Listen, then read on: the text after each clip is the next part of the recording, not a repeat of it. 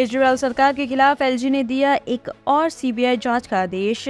दवाओं को लेकर गंभीर आरोप। केजरीवाल सरकार की मुश्किलें थमने का नाम नहीं ले रही हैं। कथित शराब घोटाले मामले में कई नेताओं के खिलाफ कार्रवाई के बाद अब एक और गंभीर मामले में सीबीआई जांच के आदेश दिए गए हैं। ये आदेश दिल्ली के उपराज्यपाल वी.के. सक्सेना ने दिए हैं। मामला सरकारी अस्पताल में दवा खरीद से जुड़ा हुआ है, जिसमें नियम तोड़ने का आरोप लगाए गए हैं।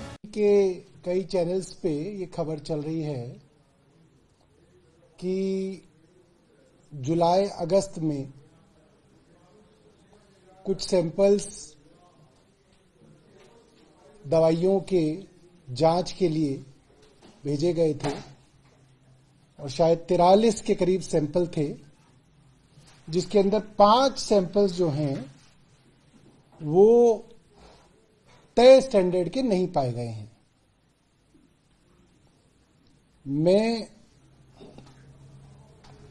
इस बात से हैरान हूं कि जब ये सैंपल्स उठाए गए थे उसके करीब 1-1.5 महीने बाद मुझे ये बात किसी चर्चा के अंदर बताई गई कि ऐसा ऐसा सैंपल्स उठाए गए हैं।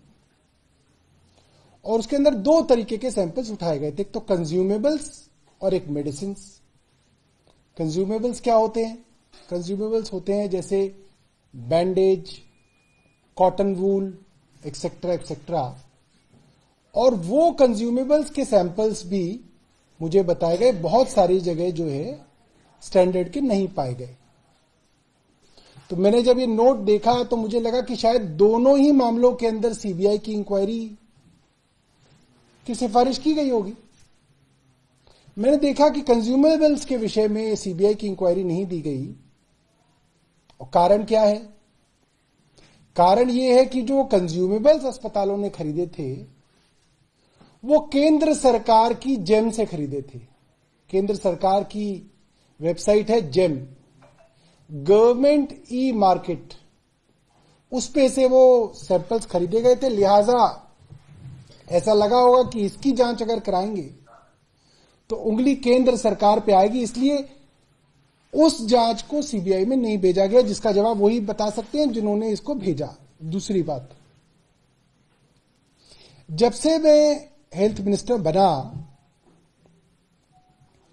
तब से कई सारी मीटिंग्स हमारी हेल्थ सेक्रेटरी, डीजीएचएस आदि हेल्थ के अधिकारियों के साथ हुई है। मुझे लगता है कि कम से कम भी तो बताऊं तो 50-60 मीटिंग्स हुई होंगी। उन मीटिंग्स के अंदर कई सारे फैसले और डायरेक्शंस ली गई और वो डायरेक्शंस हेल्थ सेक्रेटरी को, डीजीएचएस को दी गई। मुख्यतः हेल्थ सेक्रेटरी को दी जाती हैं क्योंकि वो एक आईएएस अधिकारी होते हैं जो हेड ऑफ डिपार्टमेंट कहलाते हैं, जो हेल्थ के हेड कहलाते हैं, मिस्टर दीपक कुमार। मैं आपको तथ्यों के साथ दिखाना चाहूंगा कि उन डायरेक्शंस के बारे में उनको बाकायदा यूओ नोट भेजे गए, मीटिंग्स के मिनट्स भेजे गए और बाकायदा एक्शन आइटम्स भेजे गए कि आपको ये करना है, आपको ये करना है, आपको ये करना है। एक एक स्पेसिफिक चीज भेजी गई, आपको ये सारी कार्रवाई करनी है। उसके ऊपर अभी तक अधिकारियों ने कोई कार्रवाई नहीं की है। आजम खान के परिवार को नहीं मिली राहत, 2 बर्थ सर्टिफिकेट मामले में सजा बरकरार। कोर्ट ने सुनाया फैसला। इस सजा के खिलाफ आजम खान की अपील को सेशन कोर्ट ने खारिज किया है। सेशन कोर्ट के फैसले के बाद एक बार फिर आजम खान परिवार के लिए मुश्किलें बरकरार हैं। एमपी एमएलए कोर्ट ने सजा के फैसले विरुद्ध सेशन कोर्ट में आजम खान के अधिवक्ताओं ने अपील की थी। अब सेशन कोर्ट ने निचली अदालत के फैसले पर अपनी मोहर लगा दी है। 2 जन्म प्रमाण पत्र मामले में अब्दुल्ला आजम समेत आजम खान और ताजीन फातिमा आरोपी हैं। आजम खान सीतापुर जेल, अब्दुल्ला आजम हरदोई और ताजीन फातिमा रामपुर जेल में बंद हैं।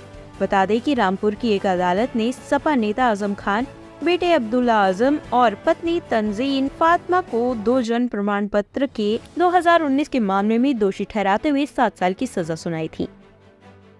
9 महीने के बाद जेल से निकले यूट्यूबर मनीष कश्यप कहा, मैं किसी से नहीं डरता। तमिलनाडु केस और अन्य आपराधिक मामलों में कानून के शिकंजे में फंसे बिहार के चर्चित यूट्यूबर मनीष कश्यप जेल से बाहर आ गए हैं। पूरे 9 महीने के बाद उन्हें जेल से रिहा किया गया है। आज लगभग 12:30 बजे मनीष कश्यप बेऊर जेल से बाहर निकले। जेल के बाहर उनके समर्थकों का हुजूम कई दिनों से जुटा हुआ था। सभी कागजी कार्यवाही पूरी करने के बाद उन्हें जेल से बाहर निकाला गया। जेल से निकलते ही उनके समर्थकों ने उन्हें फूल माला से लाद दिया और जबरदस्त स्वागत किया गया। Patna high court, Patna civil court और बेतिया कोर्ट से सभी केस में मनीष कश्यप को बेल दे दी गई है। फाइनली बेतिया कोर्ट का आदेश आने पर उन्हें जेल से छोड़ा गया। उनकी रिहाई से समर्थकों और परिजनों में काफी उत्साह देखा गया।